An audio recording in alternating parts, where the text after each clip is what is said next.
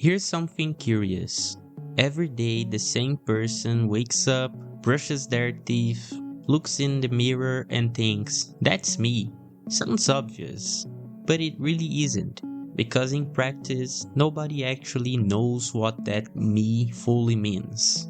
Not even people who study this their whole lives. Not labs packed with expensive equipment. Not philosophers who've spent decades wrestling with these questions. Quick pause though. If this kind of topic already poked your brain a little, hit like and subscribe. That helps this kind of content reach more people who enjoy thinking beyond autopilot. Alright, let's keep going. Today, we can map a lot of what the brain does.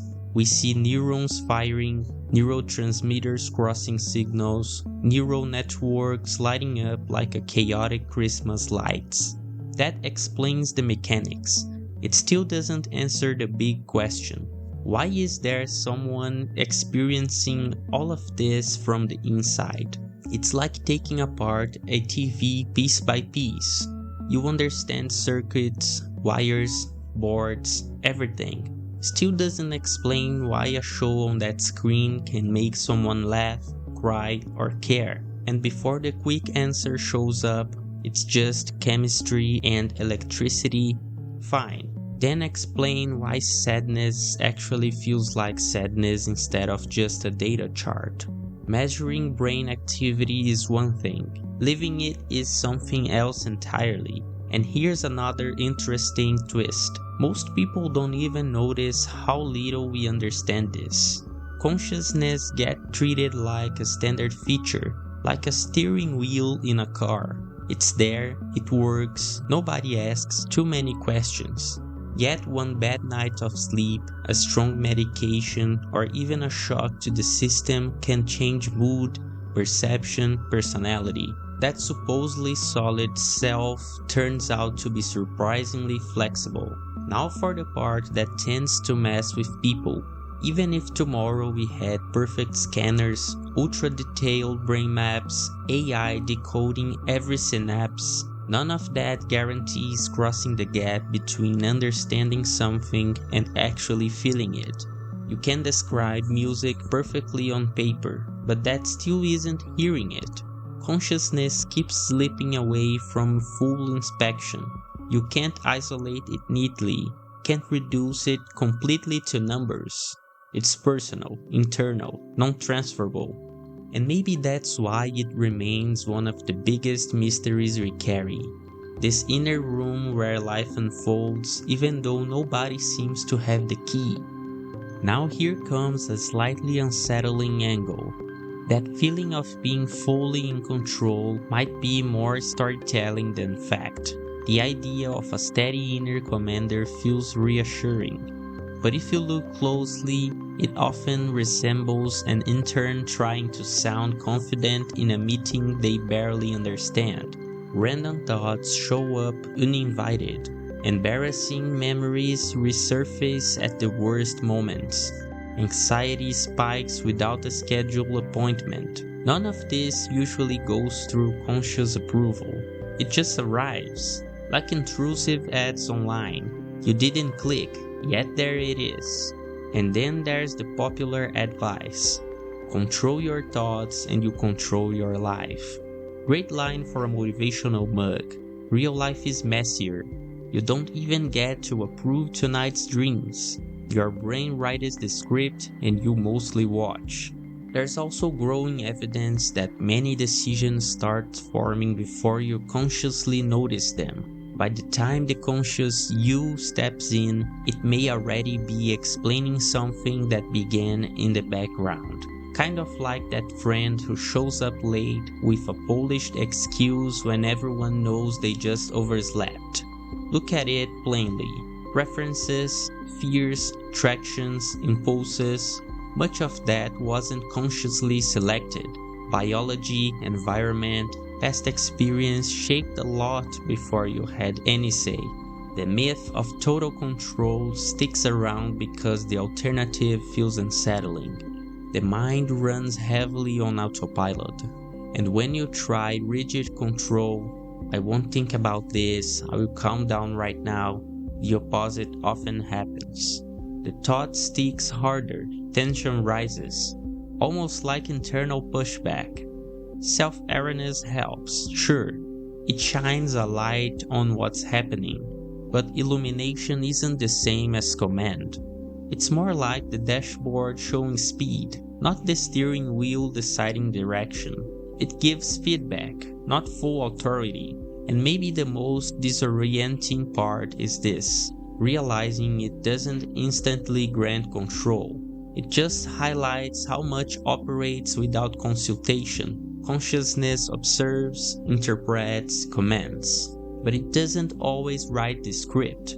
Sometimes the ego sounds like the main character simply because it speaks the loudest, not because it's actually running the show. Here's something that rarely gets said plainly. Your emotions weren't designed to make you fulfilled or peaceful. They evolved mainly to keep you alive. That's it. And they were shaped for a world that looks nothing like the one you're living now.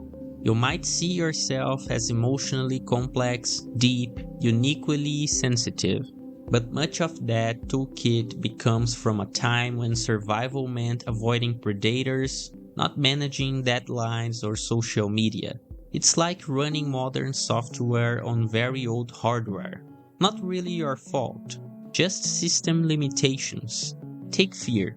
At its core, it's an alarm signal. It used to warn about physical danger.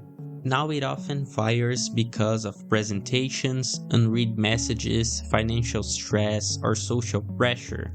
The body reacts as if something immediate was threatening you, even when it isn't.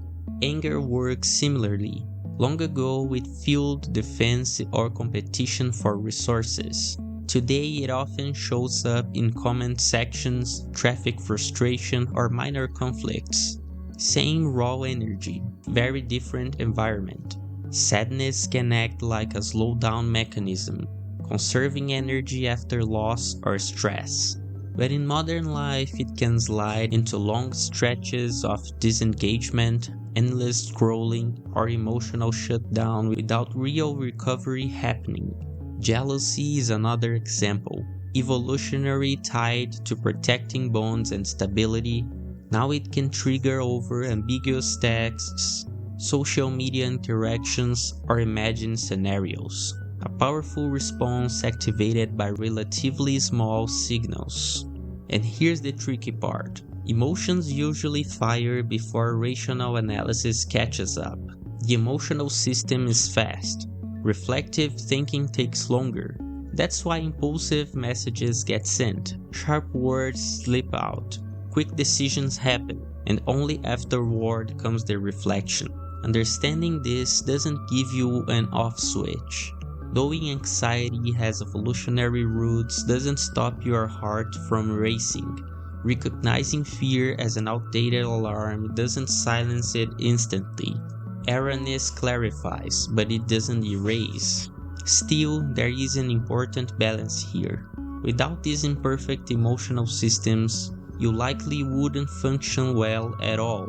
Fear protects, desire motivates, anger defends boundaries, sadness promotes adjustment. So yes, it's an imperfect system, sometimes messy, sometimes outdated, but it's still the engine behind much of human behavior. Evolution handed down tools that aren't flawless, yet they remain essential for navigating life. Think about this for a second. Consciousness might be the most heavily used resource in your life, and also the least understood.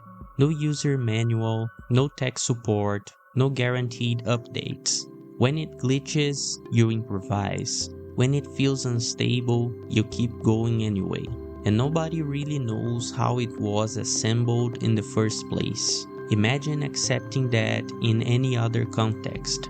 Buying a car that occasionally accelerates on its own, changes direction unexpectedly, or just stops because something internal got overwhelmed. Nobody would sign up for that. Yet that's not far from how the sense of self sometimes works. There is a feeling of continuity, stability, identity, but when examined closely, it often looks more improvised than fixed. Science has spent a long time trying to decode this, building models, collecting data, testing theories. We've learned a lot about brain function, but the existence of subjective experience itself remains unresolved. Some argue consciousness is purely a product of brain activity. That view explains many things, yet pinpointing exactly where subjective experience starts remains difficult. Others suggest it emerges from complex biological interactions, a byproduct of sufficient complexity that adds insight but still leaves open questions. And there are perspectives that consider consciousness something more fundamental than brain processes alone. Interesting idea, but still debated. So you get multiple frameworks, each explaining part of the picture, none closing it completely. It gets even more interesting when you consider the sense of a single unified self. The brain handles countless processes simultaneously, and consciousness may function as a simplified interface. A summary that helps experience feel coherent instead of overwhelming. When that interface destabilizes, unusual things can happen. Memory disruptions, identity shifts, altered perception, feelings of detachment. These cases remind us the system isn't rock solid as it feels day to day. Even so, we tend to trust it implicitly. We move through life assuming continuity and reliability, yet it may be more like an adaptive system patched together over time rather than a perfectly engineered structure. And there is a quiet irony in all of this. The very tool you use to figure out who you are is the same one whose nature you are still trying to understand. Consciousness examining consciousness. Not the simplest investigative setup, but it's the only one available. Here's a possibility that can feel a bit unsettling. For a long time, people treated consciousness as humanity's ultimate advantage. But that exclusivity might not be as clear as it once seemed. Today there are systems capable of detecting emotional patterns, predicting behavior, and responding in ways that feel remarkably convincing, sometimes with more precision than people have when trying to understand their own moods. While someone is still figuring out why their energy dropped in the afternoon or why anxiety showed up out of nowhere, researchers are building technologies that read facial cues, voice tone, behavioral signals, even physiological changes that humans themselves often miss. That naturally raises a difficult question. If a system can simulate emotional expression perfectly, reactions, language, behavior, consistency, where exactly is the line between simulation and experience? The answer isn't obvious. After all, you never directly access someone else's inner experience. You infer it through behavior, context, expression, responses. The same external indicators would be used for any other entity, biological or artificial. There is another angle too. A system doesn't necessarily need human-like feelings to outperform humans emotionally. Functional understanding can already influence decisions, shape habits, anticipate reactions. In some areas, that process is quietly underway. Now imagine a scenario where a system understands your emotional patterns better than you do, detecting stress shifts early, recognizing mood changes before conscious awareness kicks in. Pieces of that already exist in early forms. Push it a bit further. If something eventually appears that resembles consciousness closely enough that the distinction becomes blurry, how would anyone reliably judge whether it truly experiences anything? At the moment, there isn't a definitive method for that.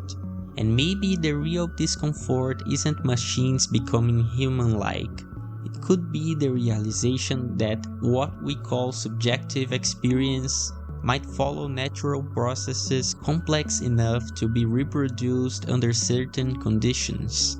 That challenges the sense of exclusivity people often assume. In the end, the tension isn't just about technology, it's about what reflects back. Because if we are still figuring out our own consciousness, assessing anything else becomes automatically complicated. Now for one of the most disorienting ideas, that solid self you feel could be less of a fixed and more of an ongoing narrative. Not in a dramatic sense, more like a practical way the mind keeps experience organized. A lot seems to happen first: reactions, impulses, emotional shifts, quick decisions. Then explanations follow. The mind builds coherence afterward, almost like an internal press office explaining events once they've already unfolded. If the brain were an organization, consciousness might resemble the spokesperson more than the chief executive. Instinct, emotional memory, habit, conditioning. Those often shape actions before reflective thought fully engages. That pattern appears to be part of normal functioning rather than an occasional glitch. This may explain why identity feels stable even while everything shifts. Mood changes, opinions evolve, preferences come and go. Yet, the inner sense of continuity stays. Consciousness stitches events together so life doesn't feel fragmented. There's also a quiet editing process constantly happening. Memories get refined, contradictions soften, motives reorganized, not necessarily deliberate. Consistency simply feels safer than chaos. That's why people sometimes defend decisions they later realize weren't great, claim they've always been a certain way when it's relatively recent, or build strong identity labels from limited experiences. So maybe there isn't a single fixed self at the center, more like a dynamic flow, ongoing, adaptive, constantly updating, a narrative structure that keeps experience manageable.